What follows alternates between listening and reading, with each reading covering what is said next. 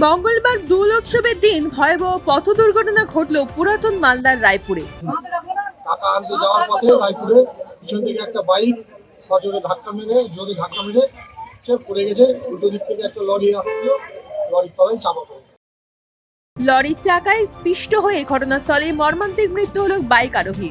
মঙ্গলবার সকাল 10টা নাগাদ মর্মান্তিক পথ দুর্ঘটনায় মৃত্যু হল এক বাইক চালক যুবকের। ঘটনাটি ঘটেছে পুরাতন মালদার শাহাপুর অঞ্চলের রায়পুর পেট্রোলের পাম্পের সামনে মালদা লালগোলা রাজ্য সড়কে।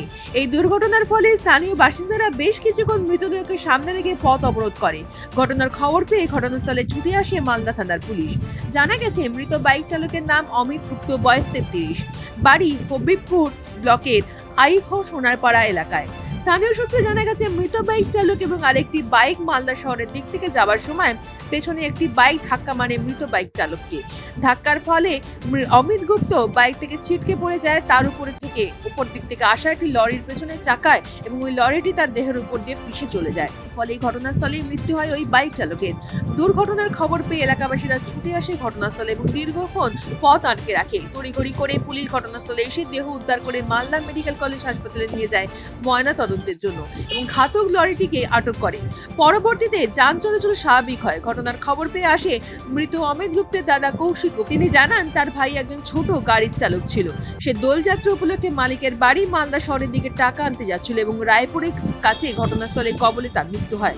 জানা গেছে মৃত অমিত গুপ্তের পরিবারে তার একটি 13 বছরের মেয়ে রয়েছে এবং পরিবারের বৃদ্ধ মা সহ দাদা বৌদিকে নিয়ে তার সংসার ছিল। ইলেকশনের গাড়িতে উঠিয়ে দিয়েছিলাম 2 মাসের জন্য। গতকাল হোলির জন্য 2 দিন ছুটি পেয়েছি।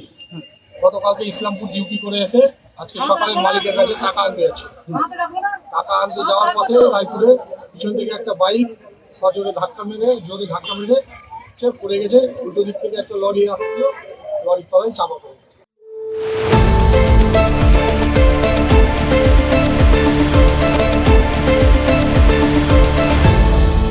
আপনারা দেখছেন এই বেলা বাংলা, শিরোনামে সবার আগে।